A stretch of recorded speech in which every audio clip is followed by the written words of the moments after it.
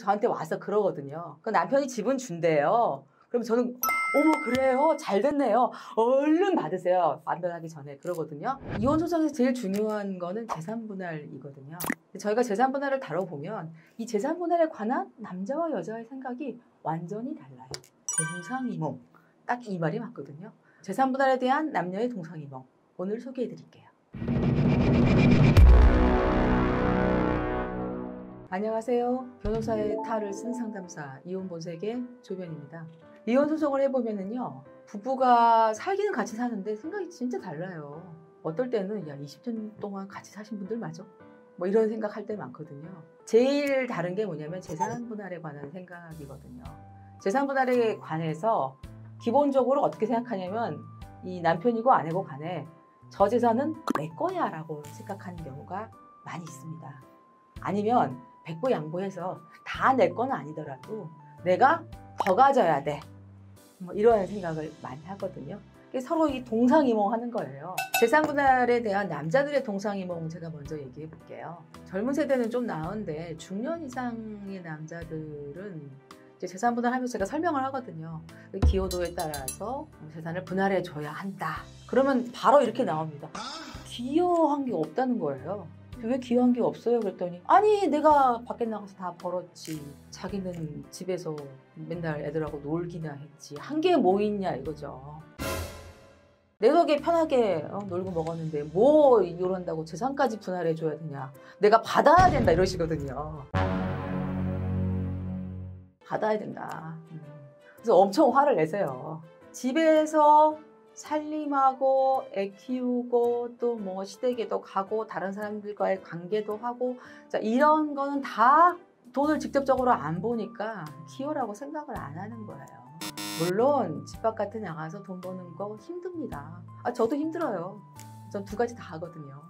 이해는 합니다. 얼마나 힘들면 저러실까. 이해는 하지만 이 살림하고 애 키우고 이거 다 공짜 아니잖아요. 그죠? 다 사람 손 갑니다. 결혼했으면 당연히 그런 공에 대해서 보답을 해야 되거든요.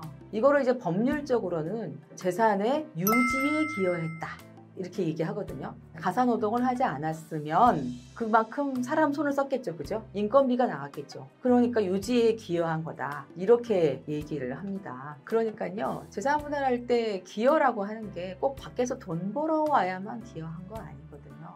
살림하고 아이 키우고 시부모 모신 거 다 이거 기여에 들어갑니다. 그리고 저는 이렇게 생각해요. 야 저분들 남의 인생을 공짜로 먹으려고 드네.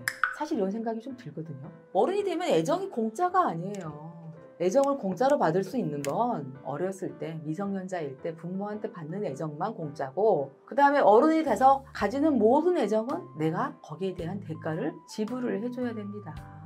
그러면 서로 사랑한다고 생각해서 결혼하고 아이도 낳고 같이 오랜 세월 같이 살았죠? 애정을 나눴죠?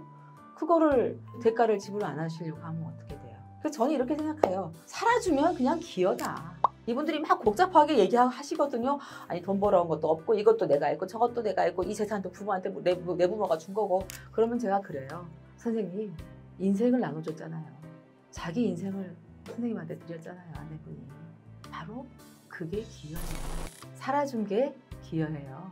이 결혼 생활 동안 그 기여가 이렇게 차곡차곡 사실 쌓이고 있는 거예요. 보이지는 않죠. 보이지는 않지만 차곡차곡 쌓이고 있다가 이혼하게 될 때 한꺼번에 정산해서 주게 되는 거죠. 이게 바로 재산 분할이다. 자, 남자분들 제발 이렇게 생각해 주세요. 기여, 돈 안 벌어왔으면 기여가 없다 이렇게 생각하지 마시고 나와 살아줬으니 나의 인생에 기여했다. 이렇게 생각해 주시기 바랍니다. 다음으로는 여자들의 동상이몽에 대해서 말씀드릴게요. 이 여자들의 경우에는 약간 이런 환상이 있어요. 남자니까 양보해 주겠지. 남자는 그런 거 아니야. 막 이런 생각 하시거든요. 특히 이제 애가 어리고 이제 본인이 직업이 없고 아니면 벌이가 있어도 벌이가 시원찮고 이런 경우에는 그런 생각들을 많이 합니다. 나 혼자서 재산 양보 안 받으면 나 혼자서 어떻게 이 애를 키워. 그러니까 자기 애 키우는데 설마 재산은 안 주겠어? 집 하나밖에 없다 예를 들어서 저 집 설마 나 주겠지. 그래야 나하고 애하고 살잖아. 자기는 지금부터 나가서 또 벌면 되지. 이렇게 생각하거든요. 자 여러분 꿈 깨세요. 남자가 나보다 통이 클 거라는 생각, 남자는 째째하지 않다는 환상, 제발 좀 버려주세요. 왜냐? 제가 해보니까 그렇더라고요. 글쎄, 제가 16년간 이혼 소송을 했는데요. 내가 잘못했으니 재산 너 다 가져. 이런 남자 3명 봤습니다. 3명. 그래서 어떻게 될게요? 그 중에 한 명은 이혼 소송 취하고 집으로 돌아갔어요. 저 같아도 그럴 것 같아요. 그런 남자라면 뭐 이혼을 해. 그냥 살지. 그죠? 그 중에 한 명은 떠났고요. 나머지 최근에 한 분 계셨는데요. 그분은 돌아갈까 심각하게 고민 중이십니다. 자, 이만큼 재산을 양보하는 남자 매우 드뭅니다. 왜? 남편들도 살아야죠. 안 그래요? 왜 이런 환상을 갖냐면요. 맨 처음에 이혼 조건을 논의하기 시작할 때 남자들이 현실 감각이 조금 늦어요, 여자보다. 약간 좀 헷갈려가지고 그냥 그렇게 얘기하는 거예요. 그래, 애는 키워야 되니까 집은 넣어줄게 하고 이렇게 말을 하는 거예요. 그러면 그 말을 채석같이 믿어요. 그러면서 저한테 와서 그러거든요. 그 남편이 집은 준대요. 그럼 저는 어머 그래요? 잘 됐네요. 얼른 받으세요. 완전하기 전에 그러거든요. 근데 여자분들은 아니 꼴랑 집 갖고 되겠어? 집만 있으면 어떻게 살아요? 양육비도 받아야지. 그러니까요. 집은 당연히 받는 거고 양육비도 추가로 받도록 해주세요. 뭐 이러신단 말이죠. 그렇게 하고 망설여. 그 망설이는 동안에 남자는 가만히 있나요? 이제 얘기를 하거든요. 나 이혼하는데 뭐 애엄마한테 집은 주기로 했어. 그러면 이제 주위 사람들이 벌떼같이 들고 일어나가지고 변호사 가서 상담하라고 이런단 말이죠. 상담해보면 뭐라고 하겠어요? 다 줄 필요 없다고 하거든요. 자, 그러면 이런 말을 들으면 사람 마음이 바뀌게 돼 있습니다. 그래서 저는 이혼 초기에 집 준다는 남자가 끝까지 주는 경우를 거의 못 봤습니다.